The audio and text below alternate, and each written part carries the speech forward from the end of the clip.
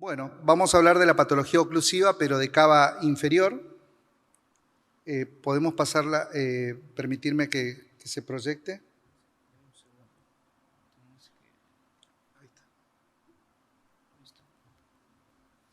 Vamos a hablar de la cava inferior. La etiología de la trombosis, la patología oclusiva de la cava inferior puede ser primaria o secundaria. Generalmente la primaria está atribuida a una alteración durante el desarrollo embrionario. La vena cava tiene 4 segmentos: un segmento hepático, un segmento suprarrenal, un segmento renal y un segmento infrarrenal. Entonces a veces hay alteración en la fusión durante el desarrollo embrionario, y esto, si uno dice, ¿es frecuente? Y sí, puede ser frecuente. Hasta un 30% de los pacientes con patología o trombosis de miembros inferior hay que buscar alguna alteración en las ilíacas o la cava. Entonces empezar a pensar en la patología cava cuando tenemos una trombosis de miembro inferior.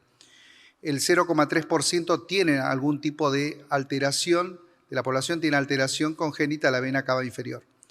La patología secundaria de la obstrucción de la cava generalmente está atribuida a cateterismos, pacientes insuficientes renales, pacientes sometidos a algún tipo de cirugía, a algún trauma o un síndrome compresivo, ya sea ilíaco, derecho o izquierdo. Peter Glowicki realizó una clasificación de los distintos niveles y los tipos de oclusiones, y acá tiene en cuenta el lugar, la extensión, el inflow y el outflow. Nosotros hicimos una publicación también de una revisión de los casos diagnosticados y tratados, donde vemos una variación bastante significativa en vena cava. Y uno, como estamos en un protocolo de estudios a los pacientes de todo de la misma manera, en 1.400 casos vemos mucha patología o variación de cava. No es lo mismo una lesión segmentaria tipo 1, estenótica, que una lesión múltiple estenótica, que una lesión exclusiva segmentaria, que una oclusión multisegmentaria. El pronóstico, ya lo expresó Marcelo, no va a ser el mismo de la permeabilidad primaria y secundaria. Cuando hablamos de patología aguda, bueno, ahí tenemos el paciente que generalmente debuta con una flegmasia o con mucha clínica, flegmasia alba o cerulia dolens, donde generalmente tenemos que intervenir dentro de las 24 horas. Y hay pacientes agudos que cuando son trombosis muy extensas, lo ideal es resolverlo dentro de los 14 días. Podemos extendernos hasta 21 días y ahí están todos los dispositivos de tromboaspiración y trombolíticos que podemos usar. Y en la etapa subaguda y crónica nos permite un poco analizar el caso y ver la estrategia que podemos avanzar. Nos valemos mucho de la ecografía. En la ecografía ya podemos identificar el cuadro obstructivo de cava, de vasos ilíacos, ver la vía derivativa, el desarrollo de esa circulación colateral, inclusive ver la inversión de flujo de la vena ilíaca interna ante una obstrucción de cava o de ilíaca izquierda. La tomografía o la angioresonancia nos permite identificar si hay algún factor anatómico predisponente, como por ejemplo una compresión ilíaca que puede predisponer. Y hay situaciones en las cuales el paciente refiere solamente claudicación intermitente o claudicación venosa, lo examinamos, tiene todos los pulsos, no tiene edema, le hacemos una ecografía y tenemos una imagen de defecto en la vena cava, le realizamos una angioresonancia y vemos una imagen en la cava de defecto, y en el IBUS se puede ver perfectamente un trombo flotante que pasa desapercibido en la flebografía. Ahí la importancia de poder combinar los métodos. Durante muchos años la patología oclusiva de la cava fue el terreno de la cirugía abierta, grandes cirujanos, grandes incisiones, y acá se han utilizado reemplazo bypass con prótesis, bypass con venas, bypass cruzado, todas las alternativas. Creo que lo más frecuente es reemplazo de vena cava por patología tumoral, más de uno lo habrá usado, reemplazando esa cava, haciendo una fístula arteriovenosa distal para aumentar la permeabilidad de la misma. Creo que esto fue el gol estándar. Posteriormente aparecieron técnicas de reconstrucciones endovasculares, como ser la técnica del stent overlap, el doble barrel o el caño de escopeta, la técnica de aposición y la técnica de piercing. Vamos a presentar el caso de una mujer de 37 años de edad, con antecedentes de gestas, de 5 gestas, 2 partos, 3 abortos. Y esta paciente refería a cirugías de varices múltiples. Había hecho consultas con cirujanos cardiovasculares donde ella expresaba que tenía edema de miembro inferior izquierdo, vespertino, de tipo intermitente, aumento de varices del miembro inferior izquierdo. Le hacen una tomografía y se llegó al diagnóstico de una compresión ilíaca no trombótica, también llamada Meitner tipo 1. Y ella planteaba la necesidad, teniendo en cuenta que tuvo 3 abortos, de querer tener otro hijo. Entonces, todos los cirujanos que había visitado le recomendaron hacer el tratamiento de esa compresión ilíaca o Meitner después del parto. Estas son las imágenes previas donde se veía la compresión, que era significativa. La realidad es que la mujer queda embarazada. Durante la gesta de 12 semanas presenta un riesgo de aborto que la obliga a hacer el reposo prolongado sin profilaxis. Entonces, siempre hay una broma, decimos que, humor negro, que para matar a un paciente hay que cumplir todos los pasos. Así que no es fácil matar a los pacientes, pero fíjense, reposo prolongado, sin profilaxis, y bueno, ¿qué va a pasar? Pasa lo que tiene que pasar, que es una trombosis extensa, con una compresión ya conocida, hizo toda la trombosis del eje izquierdo, ilíaco, cabo, ilíaco, femoral, popliteo, infrapatelar. Cuando me llaman a mí con ese diagnóstico de trombosis extensa, yo la miro a simple vista y veo un aumento sutil de la extremidad izquierda, muy ligero, pero esta paciente lo que tenía es claudicación venosa, no podía caminar, no podía estar de pie, tenía congestión, se le ponía azul la pierna y por lo tanto hicimos el ecodoppler, confirmamos que la trombosis era extensa y nos llevamos la sorpresa que el trombo llegaba hasta la cava y se ve la oclusión total del eje ilíaco. Le colocamos un filtro, esta paciente tuvo un aborto, se colocó el filtro de vena cava y posteriormente decidimos hacer la flebografía ascendente. Lo que se ve, yo entramos por vena gemelar interna o vena tibial posterior, en este caso entramos en la tibial posterior y en la poplitea, y se puede ver perfectamente la imagen del trombo. Pasamos con una guía hidrofílica y un catéter de 6 French, y lo que hicimos es colocamos un lazo y abordaje tibial posterior e infundimos Actilice. Eso es importante porque te permite mejorar el inflow.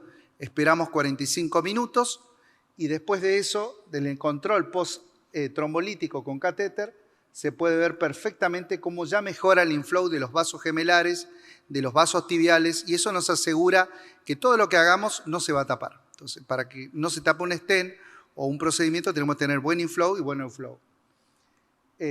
Ahí preparamos el dispositivo Aspirex, que es un dispositivo que lo que hace es una trombolisis mecánica. Es como un sistema rotador que va rotando, va rompiendo el trombo. No sé si tienen acá en República Dominicana Aspirex. Y vienen de 5, de 8 y de 10 French. Y vamos haciendo tromboaspiración, con el catéter, el Aspirex, y se va rompiendo y se va progresando. En el control vemos que ya el filtro, acá hacemos siempre con filtro, el filtro estaba ocupado con trombos, aprovechamos y tromboaspiramos con catéter el filtro, y como ya sabíamos que había una compresión, se procedió a hacer la angioplastía con balones, la liberación del stent proximal, que es un stent Abre, de 16-150, y vimos imágenes de defecto a nivel distal que no se pudieron resolver. Esto es motivo de oclusión de stent, entonces pusimos balones, nunca se mejoró la imagen y procedimos a colocar otro stent Abre. Impactación del stent y el resultado final con restitución del eje popliteo, tibial, gemelar, femoral, cabo, ilíaco cabo. Lo que era el antes y el después, y lo importante es el seguimiento de esta paciente. Lo muy importante el seguimiento, fíjense cómo se adapta el stent Abre a la anatomía. Nos gusta mucho este stent, lo mismo el Venovo, que tiene muy buena adaptación a la anatomía pélvica. Marcelo yo estoy un poco liderando el estudio de la vena renal y Marcelo está derivando el estudio de las vías derivativas del postrombótico. Estos son algunos dibujos que ya Marcelo le mostró, que tratamos de documentar todas las vías derivativas. Este es un paciente operado de varices y con antecedentes de trombosis bilateral y con trastornos tróficos. Ya tiene un CEA bastante avanzado y antecedentes de eczema a repetición. Todos los estudios nos decían que tenía una hipoplasia o aplasia de la vena cava suprarrenal y signos de trombosis crónicas en vena cava ilíacas bilateral. Entonces, sí, en el diagnóstico se puede ver, esto es para los que tienen una visión rápida, que pueden ver rápido las imágenes, pero se puede ver perfectamente esa compresión. En la reconstrucción es como si no tuviera cava superior, que es lo menos frecuente, que es una variante, y mal inflow. Fíjense el mal inflow que tiene este paciente. Tiene tapada la femoral, muy mala profunda. Del lado izquierdo van a ver secuelas, está tapada la ilíaca, deriva por la iliolumbar. En el lado derecho también va por la ilíaca, después sigue con venas iliolumbares. De arriba, bueno, pudimos llegar acá, vamos hasta la vena renal, deriva por la hemiácigos y no tenemos cava suprarrenal. Abordando desde arriba, desde el yugular, teníamos lo que serían las suprahepáticas y algo que parecía ser la vena cava inferior. Procedimos varias horas, esto parece ser fácil, pudimos progresar desde abajo hasta arriba y logramos en la reconstrucción ver esta situación, cómo se produce la derivación por iliolumbares y a nivel suprarrenal por la hemiácigos y ácigos. Pasamos la obstrucción, es decir, estaba la cava, lo que tenía era una trombosis de cava suprarrenal, angioplastía con balón y sin balón, colocación de un primer stent, un stent madre, se colocó un stent sinus XL de 26 por 80, y después otro segundo stent, y después colocamos los otros stents hacia las ilíacas con la técnica stent overlap. Se usaron varios stents y el resultado final es un poco la restitución de todo el eje ilíaco hasta casi la aurícula.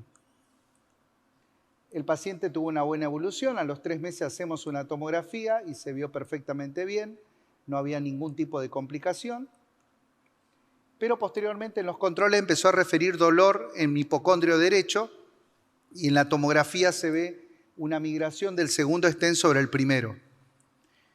Entonces, ¿qué hicimos? Como era muy sintomático, procedimos a colocar otro stent, un XL nuevamente, resolviendo el cuadro de disrupción y en el control con restitución del eje. Lo importante es el seguimiento tomográfico y se resolvió esta complicación, lo que era antes y cómo quedó posteriormente a la reconstrucción. Otro caso de un paciente con un CEA bastante avanzado, antecedente de trombosis en miembro inferior izquierdo, muy sintomático. La tomografía mostraba la oclusión de también trombosis, probable agenesia de cava. Ahí van a ver la aorta, la vena cava, ahí ya no se ve la vena cava, ausencia de vena cava, toda colateralidad. Hicimos la flebografía descendente y ascendente y también se ve toda colateralidad a nivel abdominal.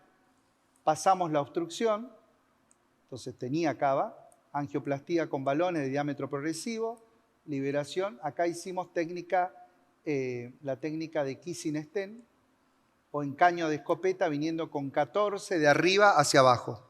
14. Usamos 7 stent abre, es decir, creo que nos llamó hasta el presidente, vicepresidente de la nación. El resultado, el stent y con restitución de todo el eje. Lo importante es la evolución, cómo va evolucionando rápidamente el paciente y lo importante es el seguimiento y el control de esos stents. Otra paciente con antecedente de cirugía de Glein tenía una anastomosis de la vena cava superior a la arteria pulmonar, entonces no había llegada de la cava superior a la aurícula. Esta paciente tenía aparte antecedentes, tuvo dificultad en la escanulación de venas femorales y en definitiva evolucionó con varios episodios de trombosis y claudicación venosa. Esta paciente tenía el diagnóstico de agenesia de vena cava inferior. Realizamos el estudio y sí, cuando hacemos el estudio nos encontramos que no se ve la cava inferior, se ven venas ileolumbares, la ácigos, y del lado contralateral la hemiácigos.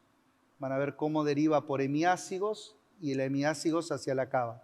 No tenía cava. Estuvimos casi 5 horas y lo que hicimos es usar la vena ácigos y la transformamos en pseudo cava derecha y la hemiácigos como si fuera una pseudo cava izquierda.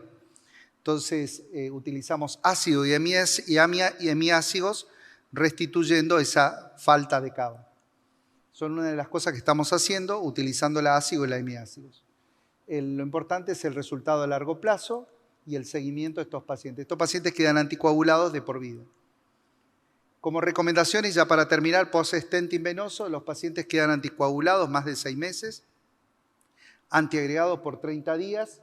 Es importante el manejo multidisciplinario con el hematólogo, ver si estos pacientes, manejo de la analgesia también, y el seguimiento por ecografía y por tomografía. Tips: sobreestimar un 20 al 30% de los vasos, no dejar espacios, el overlap tiene que ser un overlap adecuado. Aprendimos que la vena cava retrohepática es un segmento que tiene mucha movilidad, por lo tanto ahí el overlap tiene que ser de 2 o 3 straps para evitar justamente esa migración, eso es lo que hemos aprendido. Y sobre todo no hay problema en colocar stent por debajo de la arcada inguinal. Muchas gracias.